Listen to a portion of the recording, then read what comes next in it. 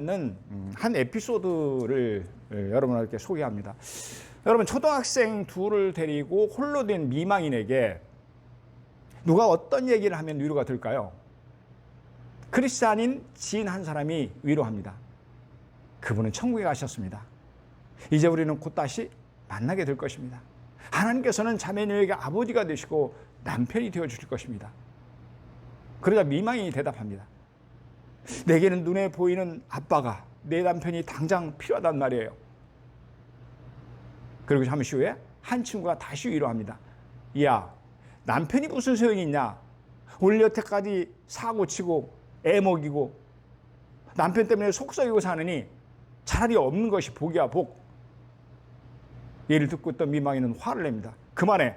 너는 남편이 있으니까 그런 소리를 하지. 너도 없어봐. 그런 소리가 나오나. 여러분, 이런 내용입니다. 여러분 어떻게 생각하나요? 누가 미망인의 진정한 위로자입니까? 본문은 고통 가운데서 진정한 우리의 위로자가 누구인가를 말씀합니다. 여러분, 본문은 고통 중에 있을 때 누가 우리에게 위로를 준다고 하나요? 오직 하나님만이 우리의 진정한 위로를 주십니다. 배경을 좀 이렇게 보면요, 그 바벨론 포로 중에 있던 이스라엘 백성들은 극심한 고통 가운데 절망했습니다. 여러분, 이스라엘은 왜 그토록 엄청난 고통 가운데 빠지게 되었나요? 하나님은 이스라엘에게 말씀하셨습니다. 남편이 아내를 버린 같이 내가 너를 버린 적이 있느냐? 주인이 종을 팔아버린 것처럼 내가 너를 판 적이 있느냐? 하나님 반문하신 거예요, 이스라엘 백성들에게. 아니라는 것이죠. 결코 그런 적이 없다는 말씀입니다. 하나님께 그들을 버린 적이 없다는 말씀입니다. 오히려 이스라엘은 그들 스스로의 죄악과 또한 구원의 하나님을 버렸기 때문이라는 것입니다. 그러니까 하나님은 사랑하는 당신의 백성 이스라엘을 징계하셨다는 것입니다. 이렇게 징계의 도구로 사용된 이 바벨론은요, 이스라엘을 무참하게 짓밟았습니다. 하나님의 도성 예루살렘을 파괴하고 불태웠습니다. 그리고 그곳에는 힘없고 볼품없는 소수의 사람들만 남겨놓고 모두 다 바벨론의 포로로 끌어갔습니다. 이스라엘은 바벨론에서 비참한 종살이를 했습니다. 그리고 그렇게 70년이라는 세월이 흘렀습니다. 이제 그들은 언젠가는 고향의 고국에 돌아가리라는 신락하던 소망마저 잃어버렸습니다. 그들에게는 오직 절망밖에 남지 않았습니다. 하지만 하나님은 절망하여 낙심하는 이스라엘을 위로하십니다. 12절 상반절입니다. 이르시되 너희를 위로하는 자는 나 곧 나이니라. 하나님이 이스라엘에게 말씀하십니다. 너희를 위로하는 자는 나 곧 나이니라. 여러분, 하나님은 절망에 빠진 이스라엘에게 당신이 누구라고 하나요? 너희를 위로하는 자는 나 곧 나이니라. 여러분, 이 말씀에서 어떤 느낌을 받으시나요? 이 구절을 공동 번역 성경에서는 너희를 위로하는 자 나밖에 또 있으랴 이렇게 번역했고, 또 표준 세번역 성경에서는 너희를 위로하는 이는 나, 바로 내가 아니냐로 번역했습니다. 그러니까 고통 중에 낙심하고 있는 이스라엘을 위로할 자는 하나님밖에 없다는 것입니다. 절망 중에 빠지는 우리의 진정한 위로자는 오직 하나님뿐이라는 말씀입니다. 여러분, 아멘입니까? 우리는 고통 중에 있을 때 위로받기를 원합니다. 그러죠. 그래서 서로 위로를 주고 받습니다. 하지만 사람의 위로는 온전하지 못합니다. 왜냐하면 고통받는 자의 형편과 처지를 다 알지 못하기 때문에 그렇습니다. 그의 마음을 깊이 헤아리지 못하기 때문입니다. 또한 위로의 말밖에는 더 이상 어떻게 해줄 수가 없기 때문입니다. 그래서요, 어떤 때는 위로를 주기는커녕 오히려 상대방의 마음에 상처를 줄 때도 있습니다. 이처럼 인간의 위로는 지극히 제한적입니다. 물론 우리가 서로 위로하고 삽니다. 위로해야 돼요. 그럼에도 불구하고 한 가지 분명한 사실은 우리의 위로는, 사람의 위로는 온전하지 못하다는 것입니다. 이 동방의 의인이라고 칭찬받던 누굽니까? 욥에게 고난이 찾아옵니다. 그 많던 재산을 순식간에 몽땅 날려버렸습니다. 아들 7과 딸 3, 이 자식들이 있었는데 한날 한꺼번에 잃어버렸습니다. 그뿐이 아닙니다. 욥의 온몸에는 악창이 생겼습니다. 그는 얼마나 고통스러운지 제 가운데 앉아서 질그릇 조각을 가져다가 온몸을 득득 긁고 있었습니다. 이 소식을 욥의 친구들이 들었습니다. 그때 욥의 친구 세 사람이 이 모든 재앙이 그에게 내렸담을 듣고 각각 자기 지역에서부터 이르렀으니 곧 대만 사람 엘리바스와 수아 사람 빌닷과 나아마 사람 소발이라 그들이 욥을 위문하고 위로하려 하여 서로 약속하고 오더니 욥기 2장 11절의 말씀입니다. 욥의 세 친구가 욥을 위문하고 위로하려고 서로 약속하여 왔다고 합니다. 와서 보니까 욥의 처지가 말할 수 없이 참담했습니다. 그의 몰골이 더할 나위 없이 흉악합니다. 욥의 고통이 얼마나 극심했던지 친구들이 함께 앉았지만 한동안 그에게 한마디에 말하는 자가 없었다고 성경은 기록합니다. 여러분, 성경이 얼마 동안 서로 말을 못했다고 그랬습니까? 일주일이에요. 일주일 동안 서로 말을 한마디를 못했다고, 그만큼 욥의 고통이 극심했다고 그렇게 말씀하는 거죠. 그런데 여러분, 아마 그래도 그때까지는, 그러니까 서로 말을 못하고 서로 얼굴만 쳐다보고 있을 때까지도 아마 욥에게는 위로가 되었을 것입니다. 하지만 마침내 친구들이 입을 열어 말을 하는 순간부터 오히려 욥은 자신을 위로하려고 찾아온 친구들에게 큰 상처를 받게 됩니다. 그렇죠?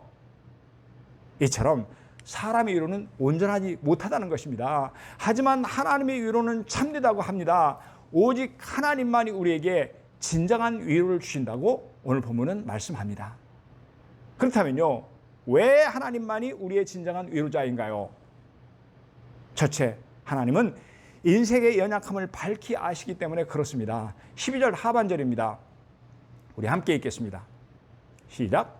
너는 어떠한 자에게 죽을 사람을 두려워하며 풀같이 될 사람의 아들을 두려워하느냐. 하나님께서 이스라엘 백성들에게 하신 말씀이죠. 위로의 말씀입니다. 얼핏 들으면 하나님이 이스라엘 책망하신 말씀인 것 같지만 실상은 그렇지 않습니다. 오히려 불쌍히 여기심으로 진심으로 위로하는 것입니까? 뭐라고 하십니까? 너는 어떠한 자에게 죽을 사람을 두려워하며, 이 구절에서 사람의 오는 에노시로서 그 뜻은 연약한 인간입니다.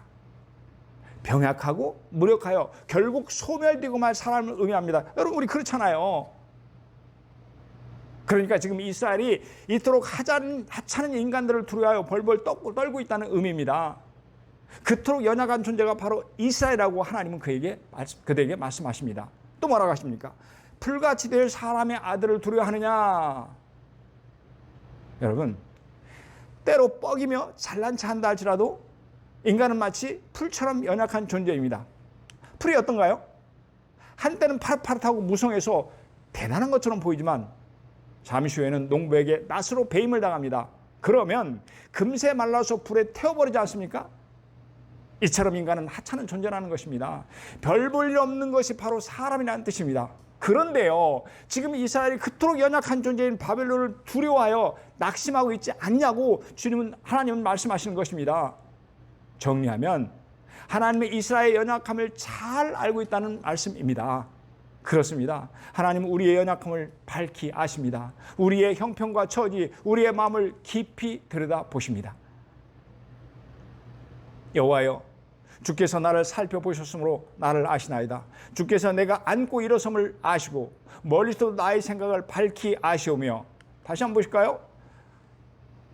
나를 아시나이다, 이렇게 말씀하시죠. 또 아시고 밝히 아시오니, 누가 누구를 아신다는 거예요? 하나님이 우리를 아신다는 것입니다. 여호와 하나님은 우리를 지으신 창조주이십니다. 그분은 전능하실 뿐 아니라 전지하신 분이십니다. 모든 것을 다 아시는 분이십니다. 하나님은 나의 모든 것을 아십니다. 나의 힘든 형편과 처지를 잘 아십니다. 내 아픔과 슬픔의 깊이를 들여다보십니다. 내가 지금까지 얼마나 힘들게 살아왔는지 나의 과거, 현재, 그리고 미래일까지 밝히 알고 계십니다. 그래서 우리를 불쌍히 여기신 분이 바로 하나님이십니다. 여러분, 아멘입니까? 여러분, 제가 설교 서두에서 말씀드린 이 미망인은 왜 친구에게 위로받지 못했나요? 왜 그에게 화를 냈나요? 친구는 그녀의 아픈 마음을 깊이 헤아리지 못했기 때문에 그렇습니다. 여러분, 그렇지 않습니까? 그러니까 화가 나죠. 또한 욥의 친구들은 욥을 힘껏 위로하기는 했지만, 위로하기 원했지만, 그죠? 위로는커녕 상처를 주게 된 까닭이 무엇입니까? 마찬가지로 그들이 욥을 깊이 알지 못했기 때문에 그렇습니다. 하지만 하나님은 우리를 잘 아십니다. 저와 여러분의 모든 아픔을 밝히 알고 계십니다. 어디 그뿐이겠습니까? 주님은 우리가 세상에 겪는 모든 고통을 친히 경험하셨습니다. 사랑하는 여러분, 주님은 인간의 몸을 입고 이 땅에 내려오셨습니다. 우리는 이 역사적 사실을 성육신이라고 부릅니다. 그분이 왜 우리와 같은 사람의 몸을 입으셨나요? 그 이유를 성경은 이렇게 증거합니다. 우리 천천히 같이 읽겠습니다. 시작. 우리에게 있는 대세상은 우리의 연약함을 동정하지 못하실 리가 아니요 모든 일에 우리와 똑같이 시험을 받은 이로되 죄는 없으시니라. 아멘. 히브리서 4장 15절의 말씀입니다. 우리에게 있는 대제사장은 누구십니까? 예수님이십니다. 그렇죠? 하나님의 아들이신 하나님이십니다. 또 우리의 연약함을 동정하지 못하실 리가 아니요 이렇게 말씀하십니다. 그분은 인간의 모든 연약함을 동정하시는 분이십니다. 그 이유가 뭐라고 말씀하십니까? 모든 일에 우리와 똑같이 시험을 받으신 이르되 모든 일에 우리와 똑같이 시험을 받으셨다고 합니다. 우리가 겪는 온갖 고통을 똑같이 받으셨다는 말씀입니다. 저와 여러분의 모든 아픔을 친히 경험하셨다는 말씀입니다. 그러므로 주님은 우리의 연약함을 밝히 아실 줄로 믿습니다. 그래서 우리의 진정한 위로자이신 줄로 믿습니다. 오직 하나님만이 우리를 진정으로 위로해 줄 줄로 믿습니다. 아멘, 아멘. 사랑하는 여러분, 왜 하나님만이 우리의 진정한 위로자이십니까? 첫째는 우리의 아픔과 우리의 고통, 우리의 모든 연약함을 밝히 아시기 때문에 그렇습니다. 그래서 우리의 진정한 위로자가 되십니다. 그리고 두 번째는 하나님은 우리의 아버지이시기 때문에 그렇습니다. 15절 상반절입니다. 나는 내 하나님 여호와라. 나는 내 하나님 여호와라. 이스라엘 위로하실 때 하나님 말씀하십니다. 나는 내 하나님 여호와라. 하나님은 이스라엘이 여호와시라고 하십니다. 하나님은 우리의 하나님이시라는 말씀입니다. 그러니까요, 하나님은 우리와의 특별한 관계를 강조하고 계십니다. 여러분, 그렇다면 하나님 우리와 어떤 관계입니까? 하나님은 믿는 자의 아버지이십니다. 여러분, 아멘입니까? 그러니까 하나님은 아버지로서 우리를 위로하신다는 말씀입니다. 고린도후서 1장 3절입니다. 찬송하리로다. 그는 우리 주 예수 그리스도의 하나님이시오 자비의 아버지시오 모든 위로의 하나님이시며. 아멘. 찬송하리로다. 그러니까 사도 바울이 고린도 교회에 보낸 편지에서 하나님을 찬송합니다. 찬송하는 이유를 뭐라고 합니까? 그는 자비의 아버지시오 모든 위로의 하나님이시며. 그러니까 하나님은 우리의 자비로운 아버지라고 합니다. 또한 그분은 모든 위로의 하나님이시라고 말씀합니다. 그러니까요, 무슨 일이든지 그 어떤 것이든지 자녀를 위로하시는 우리의 아버지가 바로 하나님이시라는 것입니다. 여러분, 아멘입니까? 그렇다면 우리 아버지는 구체적으로 어떤 분이신가 하는 것입니다. 첫째, 긍휼이 풍성하신 사랑의 하나님이십니다. 에베소서 2장 4절 말씀입니다. 우리 함께 읽습니다. 시작. 긍휼이 풍성하신 하나님이 우리를 사랑하신 그 큰 사랑을 인하여. 아멘. 아멘. 뭐라고 말씀하십니까? 긍휼이 풍성하신 하나님은 긍휼이 풍성하신 분이시라고 합니다. 우리를 참으로 불쌍히 여기시는 사랑의 아버지이십니다. 그래서 하나님은 그 풍성하신 긍휼하심으로 우리를 위로해 주십니다. 참으로 불쌍히 여기시는 그 기쁜 사랑으로 저와 여러분을 위로하시는 하나님 우리 아버지이십니다. 아멘. 여러분, 누가복음 15장에는 그 유명한 탕자의 비유가 나옵니다. 그렇죠? 그런데요, 우리가 이 비유에서 그냥 쉽게 넘어가는 구절이 있습니다. 그런데 사실은 바로 그 부분이 이 비유의 백미라고 할 수 있습니다. 진수라고 할 수 있습니다. 비유에 등장하는 이 아버지는 어떻습니까? 탕자가 돌아오는 것을 기다리고 서 있다가 아들이 돌아오는 모습이 눈에 띄자 어떻게 했습니까? 먼 거리를 달려가 안아주었습니다. 그렇죠? 그런데요, 당시의 팔레스타인 지역에서는 어른이 달려간다라는 표현을 찾을 수가 없습니다. 왜냐하면 그 당시에 남자 성인 유대인이 발목이나 발바닥을 상대방에게 드러내 보이는 것은 상상도 할 수 없는 일이었기 때문입니다. 다시 말해서 발을 드러내 보이는 그 행동은 주변 사람들을 모욕하는 것에 다름이 아니었습니다. 그러세요. 지금도 보면 이 정통 유대인들은 상대방이 자기 앞에서 다리를 꼬고 앉으면 뭐가 보입니까? 발이 보이죠. 그러면 자신을 모욕한 것으로 간주하고 벌떡 자리에 일어납니다. 따라서 예수님이 이 비유에서 아버지가 자신의 아들을 알아보고서 달려가 그를 맞이했다고 하신 이 말씀은 순전히 의도적입니다. 그러니까 아들을 위해서라면 자신의 체면을 포기하는 것은 말할 것도 없거니와 남의 손가락질까지도 감수하겠다는 긍휼이 풍성하신 아버지의 모습을 적나라하게 묘사하고 있는 것입니다. 사랑하는 여러분, 긍휼이 풍성하신 아버지는 당시의 엄격한 문화를 거스려서 그 크신 사랑으로 아들을 위로해 주신 것입니다. 여러분, 그렇잖아요. 아버지가 나를 맞아줄까? 혹시 욕하고 쫓아내는 것이 아니야? 아들은 그렇게 왔을 거 아닙니까? 그런데 아버지는 어떻게 했어요? 그 당시에 모든 문화를 다 무시하고는 달려가서 그 아들을 안아주신 것입니다. 긍휼이 풍성하신 그 하나님께서 그 아들을 위로해 주신 것입니다. 하나님이 위로하심이 이와 같습니다. 그러니까 탕자를 위로하신 하나님 아버지는 우리가 고통 가운데 있을 때 긍휼이 풍성하신 큰 사랑으로 친히 우리를 위로해 주시는 것입니다. 긍휼이 풍성하신 하나님 아버지 위로는 여러분 뭘 것 같을까요? 한여름날 수박 화채의 시원함과 같습니다. 여러분 수박 화채를 먹어보셨죠? 제가 초등학교를 다니던 한여름이었습니다. 당시에 삼복더위가 기승을 부리고 있었습니다. 저는 우리 아버지의 신부로 꽤 먼 거리에 읍내에 갔다가 돌아왔습니다. 얼마나 더운지 이마에 땀이 비 오듯이 흘러내렸습니다. 그때 부엌에서 어머니가 나를 부르십니다. 갔더니 양푼에 담은 수박 화채를 주시는 것입니다. 옛날에는 어떻습니까? 노란 양품에다가 그런 것을 담아 주셨어요. 수박 화채를 보니까 이 얼음 조각이 둥둥 떠 있었습니다. 그것을 먹고 마시는데 어찌나 시원한지요. 오장육부가 다 써내렸습니다. 이처럼 긍휼이 풍성한 하나님의 위로는 우리의 마음을 시원하게 합니다. 여러분 아멘입니까? 사랑하는 여러분, 하나님 우리 아버지는 긍휼이 풍성하신 사랑의 아버지신 줄로 믿습니다. 그분은 우리의 어떤 고통이라도 넉넉히 위로해 주실 줄로 믿습니다. 그러므로 오직 하나님만이 우리의 진정한 위로자신 줄 믿습니다. 아멘, 아멘. 우리 아버지신 하나님, 그렇죠? 하나님이 누구시라고요? 우리 아버지시라고요. 구체적으로 어떤 분이십니까? 두 번째는 능력이 한이 없으신 구원의 하나님이십니다. 15절 상반절입니다. 나는 내 하나님 여호와라. 나는 내 하나님 여호와라. 여기서 하나님은 언어로 엘로힘입니다. 엘로힘, 아주 유명한 그런 단어이죠. 이는 능력자, 전능자라는 뜻입니다. 그러니까 이스라엘 위로하시는 분은 전능하신 하나님이라는 것입니다. 우리를 위로하시는 분은 능력이 한이 없으신 하나님이라는 말씀입니다. 그러므로 엘로힘의 하나님은 절망하고 있는 이스라엘에게 구원을 선포하십니다. 14절의 말씀입니다.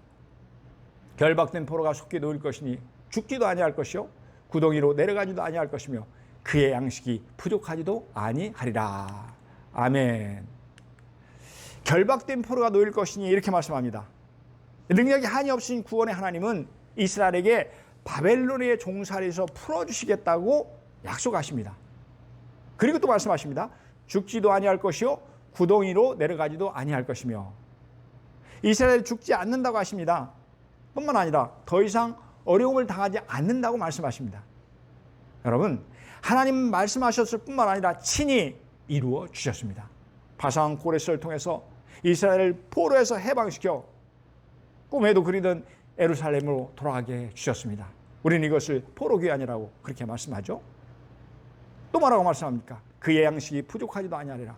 그들이 예루살렘에 돌아간 후에도 하나님은 은혜를 베푸셔서 삶의 모든 것에 풍성함으로 채워주셨습니다. 이처럼 하나님은 말씀으로 위로하실 뿐만 아니라 친히 구원을 베풀어 주시는 것입니다. 능력이 한이 없으신 구원의 하나님으로 우리를 위로해 주시는 것입니다. 아멘, 아멘. 말씀드렸던 대로 우리는 두 분의 아버지를 모시고 있습니다. 그 중에 한 분은 육신의 아버지시며 다른 한 분은 영혼의 하나님이십니다. 여러분, 두 분은 어떤 차이가 있나요? 두 분 다 우리를 진심으로 사랑하시지만 능력에 커다란 차이가 있습니다. 육신의 아버지는 말로 우리를 힘껏 위로하시지만 더 이상 돕지 못할 때가 많이 있습니다. 하지만 하나님은 그렇지 않습니다. 그분은 말씀으로 위로하실 뿐만 아니라 한이 없는 능력으로 우리를 친히 구원해 주십니다. 구원하심으로 말미암아 우리를 위로해 주십니다. 여러분 아멘입니까? 그렇다면 능력이 한이 없으신 구원의 하나님이 죄인인 우리에게, 죄인인 저와 여러분에게 주신 가장 큰 위로는 무엇일까요? 그것은 십자가 사랑의 위로입니다. 그래서 성경은 말씀합니다. 우리 함께 읽습니다. 시작. 긍휼이 풍성하신 하나님이 우리를 사랑하신 그 큰 사랑을 인하여 허물로 죽은 우리를 그리스도와 함께 살리셨고 너희는 은혜로 구원을 받은 것이라. 아멘. 에베소서 2장 4절의 말씀입니다. 여기서 우리를 사랑하신 그 큰 사랑은 십자가의 사랑을 말합니다. 능력이 하나 없으신 구원의 하나님은 죄악의 고통 중에서 죽을 수밖에 없는 우리를 위해서 독생성자 예수님을 보내주셨습니다. 그분은 아무 죄도 없으셨지만 저와 여러분을 구원하시기 위해서 친히 고통의 십자가를 지셨습니다. 그러므로 우리는 크신 은혜로 구원을 받았습니다. 그러니까 여러분, 이 세상에는 많은 위로가 있지만 주님의 십자가의 위로보다 더 큰 위로가 없다는 것입니다. 십자가의 위로는 그 어느 것과 비교할 수 없는 최고의 위로입니다. 이 로더라는 한 유명한 가수가 1차 세계대전으로 25살 된 외아들을 잃었습니다. 엄청난 충격이었죠.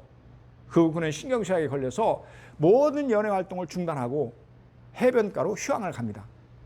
그는 거기서 독서와 묵상을 하며 지냈습니다. 근데 휴양을 하는 중에 몇 명의 새로운 친구도 사귀었습니다. 그 중에 하나가 꼬마 소년이었습니다. 어느 날 꼬마 소년과 함께 바닷가를 거닙니다. 해가 막 지고 있었는데 이 둘은 파도 소리를 들으면서 주위의 경관을 쳐다보았습니다. 그때 소년은 바닷가를 따라 서 있는 몇몇 집의 이 창문에 별이 그려진 깃발이 걸린 것을 보았습니다. 별이 그려진 깃발입니다. 소년이 로더에게 묻습니다. 아저씨, 저 집들에는 왜 깃발이 걸려 있어요? 로더가 대답합니다. 깃발이 걸린 집은 그 집의 아들이 그들의 아들을 전쟁터로 보냈다는 뜻이란다. 그 이야기를 듣고 소년이 다시 묻습니다. 그런데 왜 어떤 깃발에는 은색별이 그려져 있고요, 어떤 깃발에는 금색별이 그려져 있나요? 은색별이 그려진 깃발은 아들이 무사히 집으로 돌아왔다는 뜻이고, 금색별이 그려진 깃발은 아들이 전쟁에서 죽었다는 뜻이란다. 그리고 얼마 후 해가 완전히 져서 어두워지자 하늘에 첫 번째 별이 떴습니다. 그 별을 보자 소년이 말합니다. 아저씨, 하늘에 별이 떴어요. 그런데 별이 금색별이에요. 그러면 저 금색별은 하나님의 아들을 전쟁터로 보냈는데 그 아들이 전쟁터에서 죽었다는 뜻인가요? 소년의 말을 듣고 그는 이루 형용할 수 없는 큰 감동을 받습니다. 내 말이 맞다. 저 금색별은 하나님이 그분의 아들을 전쟁에 보냈다는 뜻이야. 역사상 가장 큰 전쟁에서 하나님의 아들이 십자가에 죽어 저 별이 금색별이 되신 거야. 로더는 소년과 대화를 동안 신기하게도 그 마음에 깊은 평안이 임하여 신경쇠약이 순식간에 치료되는 놀라운 체험을 하게 됩니다. 예수 십자가의 위로가 그를 온전하게 치료한 것입니다. 여러분 아멘입니까? 그렇습니다. 능력이 한이 없인 구원의 하나님이 이루어 놓으신 십자가의 위로는 그 무엇과 비교할 수 없는 놀라운 능력입니다. 사랑하는 여러분, 그러므로 어렵고 힘들 때 위로의 십자가를 바라보시기 바랍니다. 몹시 고통스러울 때 위로의 십자가를 묵상하시기 바랍니다. 슬프고 외로울 때 위로의 십자가를 가슴에 품으시기 바랍니다. 그러면 능력이 한이 없인 구원의 하나님은 반드시 우리를 위로해 주실 것입니다. 아멘, 아멘. 말씀을 정리합니다. 세상에는 많은 위로가 있지만 오직 하나님만이 우리에게 진정한 위로를 주십니다. 왜냐하면 하나님은 인생의 연약함을 밝히 아시기 때문에 그렇습니다. 왜냐하면 하나님은 우리의 아버지가 되시기 때문에 그렇습니다. 어떤 아버지신가요? 긍휼이 풍성하신 사랑의 아버지이십니다. 능력이 한이 없으신 구원의 하나님이십니다. 사랑하는 성도 여러분, 하나님 우리 아버지는 긍휼이 풍성하신 그 사랑으로 우리를 위로해 주실 줄로 믿습니다. 하나님 우리 아버지는 그 크신 능력으로 친히 우리를 구원하심으로 우리를 위로해 주실 줄 믿습니다. 뿐만 아니라 비록 우리가 어떤 고통 가운데 있다 할지라도 우리 구주 예수 그리스도의 십자가는 우리에게 최고의 위로를 줄 줄로 굳게 믿습니다. 아멘, 아멘.